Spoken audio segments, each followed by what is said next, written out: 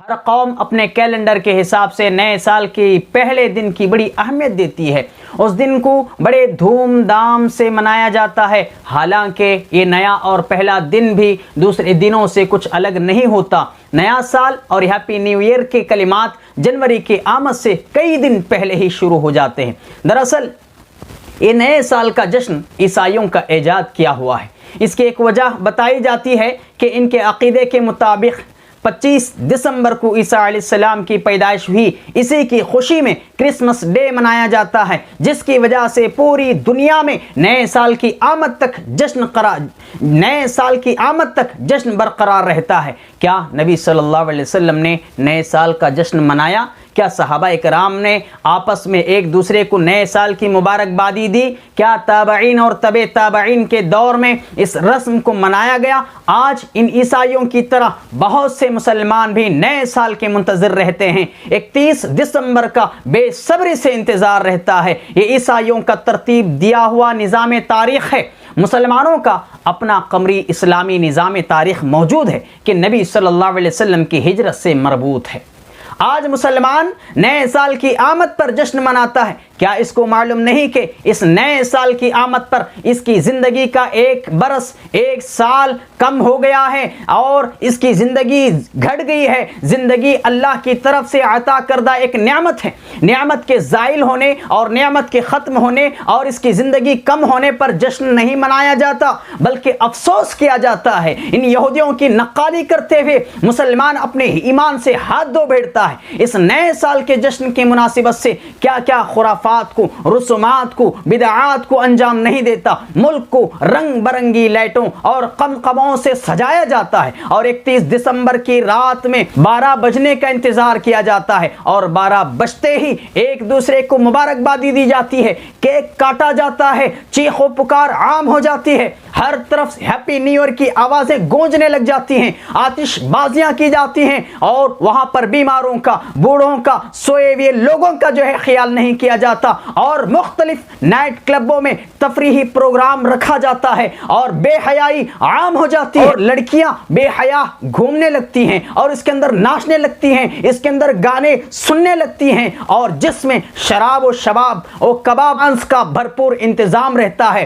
اے نوجوانوں، تم نے اپنی زندگی کو کہاں صرف کر رہے ہو؟ اس کا بھی کل رب العالمین کو بھی جواب دینا ہوگا۔ یہ عمر، یہ زندگی جو تم نے بیکار بے فضول کاموں میں صرف کر رہے ہو، اللہ کو کیا منہ دکھاؤ گے؟ اللہ کو کیا چہرہ دکھاؤ گے؟ اللہ کو کیا جواب دو گے؟ اور یہ زندگی جو ہم کو عطا ہوئی ہے وہ صرف آخرت کی عبدی زندگی کی تیاری کی خاطر عطا ہوئی کہ ہم اس کے ذریعے آنے والی زندگی کو بہتر بنا سکے، اپنے اعمال کو اچھا بنا سکے اور نئے سال اور نیا سال ہمیں دینی و دنیاوی دونوں میدانوں میں اپنا محاسبہ کرنے کی طرف متوجہ کرتا ہے کہ ہماری زندگی کا ایک سال کم ہو گیا ہے، اس میں ہم نے کیا کھویا اور کیا پایا۔ ہمیں عبادات، معاملات، اعمال، حلال و حرام، حقوق اللہ، حقوق العباد کی ادائیگی کے میدان میں اپنی زندگی کا محاسبہ کر کے دیکھنا چاہیے کہ کیا کیا ہم سے غلطیاں سرزد ہوئی ہیں اور کہاں کہاں پر ہم نے غلطیاں کی ہیں۔ اس زندگی میں جو ہمارا ایک سال گزر گیا ہے،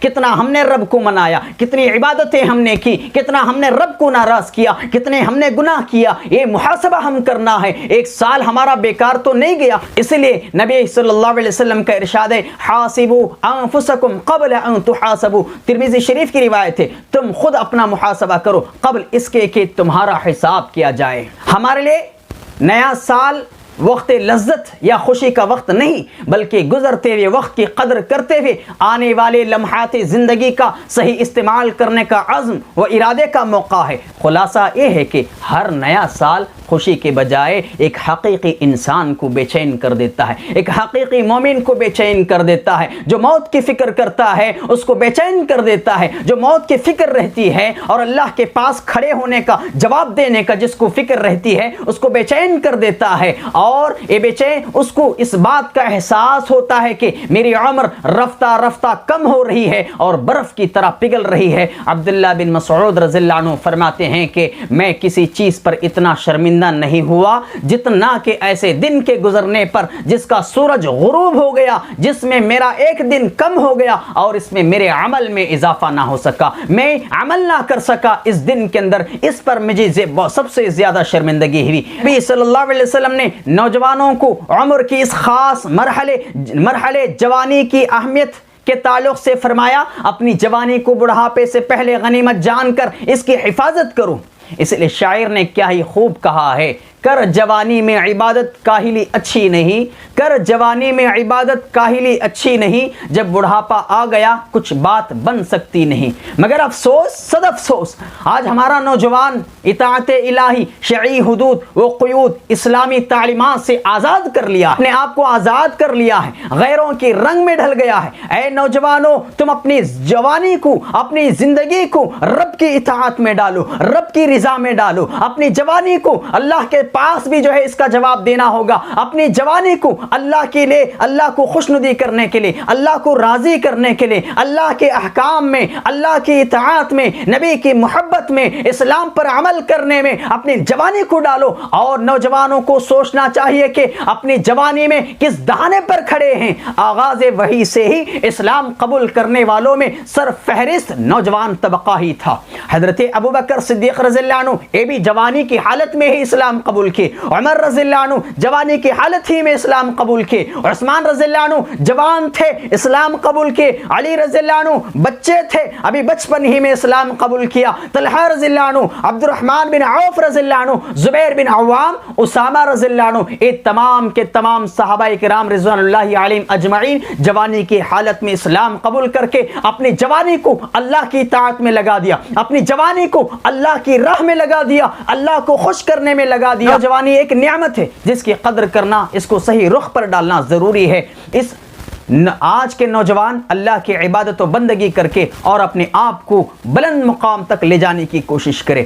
اسی لیے شاعر نے کیا ہی خوب کہا ہے، حقیقت خرافات میں کھو گئی، حقیقت خرافات میں کھو گئی، یہ امت روایات میں کھو گئی۔ نبی صلی اللہ علیہ وسلم فرمایا، من حسن اسلام المرء ترکہ ما لا یعنی، بیکار باتوں کو چھوڑ دینا، بیکار کاموں کو چھوڑ دینا۔ یہ حرکتیں جو انسان منا رہا ہے، کہیں ہیپی نیو ایئر منا رہا ہے، کہیں پر ٹیچرز ڈے منا رہا ہے، کہیں پر فرینڈز ڈے منا رہا ہے، کہیں پر برتھ ڈے منا رہا ہے، کہیں اپنی زندگی ایک سال کم ہونے پر انسان اپنا برتھ ڈے لیتا ہے، خوشیاں منا لیتا ہے، کیک کاٹتا ہے۔ میرے بھائیو، نبی صلی اللہ علیہ وسلم فرماتے ہیں بیکار باتوں کو چھوڑ دینا اچھے مسلمان ہونے کی علامت ہے۔ یہ ترمذی شریف کی روایت ہے۔ اور کہا شاعر نے، نہیں تیرا نشیمن قصر سلطانی کے گنبد پر، نہیں تیرا نشیمن قصر سلطانی کے گنبد پر، تو شاہی ہے بسیرا کر پہاڑوں کے چٹانوں میں۔ اللہ رب العالمین ہم تمام کو جوانی کی قدر کرنے کی توفیق عنایت فرمائے۔